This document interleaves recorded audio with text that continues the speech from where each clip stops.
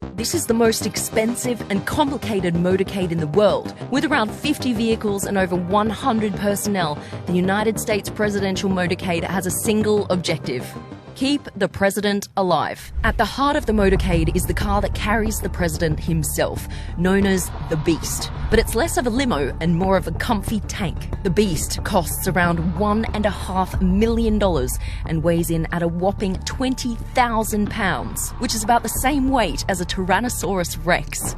The doors are 8-inch thick, the windows will stop a bullet from a Magnum, and the floor is built on a modified truck bed with armor floor plates to protect from bombs and grenades. It's even hermetically sealed to prevent biological attacks with its own oxygen supply. On board, you'll find rocket-powered grenades, night vision optics, a tear gas cannon, pump-action shotguns, and even 2 liters of the president's blood type. But as we all know, it's not just one car that keeps the president moving. In fact, the Beast containing the president isn't even the only beast involved. There are at least 2 identical armoured limos in every motorcade, both with matching registration plates. And these 2 limos make up just one part of the motorcade, known as the secure package. Also in the secure package is the United States Secret Service Countermeasures Suburban.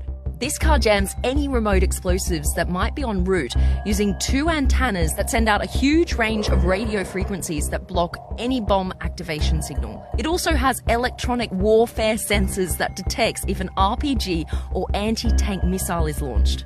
After that comes 3 separate SUVs with one distinct difference. 2 of them have their rear window open and 1 doesn't. These 2 SUVs are called the Halfback and the Cat Car. If the president's in danger, it's the job of the Halfback to defend the Beast and the job of the Cat Car to take the fight to the insurgents. The reason their rear window is open? Well, that's so the rear-facing passengers can open fire at a moment's notice.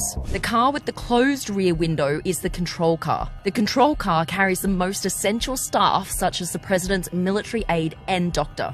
In front of the secure package, you'll find the route car, pilot car, lead car, and a whole host of motorbikes known as sweepers. The route and pilot car scout the route ahead and relay information to the lead car, which leads the secure package to the motorcades behind them. The motorbikes are in charge of clearing the way for the motorcade by ushering cars out of the way and by blocking off roads and junctions. Behind the secure package is a fleet of support vehicles, including the ID car, which liaises with other counter-surveillance agencies, the Roadrunner, which acts as a mobile communications center, and the Hazardous Materials Mitigation Unit, which contains equipment and personnel that can respond to chemical, nuclear, and biological attacks.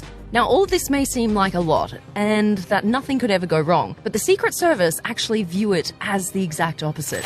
To them, the safest motorcade is no motorcade. Travelling by car is seen as one of the moments when the president is at their most vulnerable, so the motorcade will only be used for journeys of 30 minutes or less. For everything else, there's Marine One and Air Force One. It's estimated that one trip, which takes around an hour, costs over $150,000. So in short, it's an expensive business protecting the most powerful person in the world. But many would argue it's a small price to pay.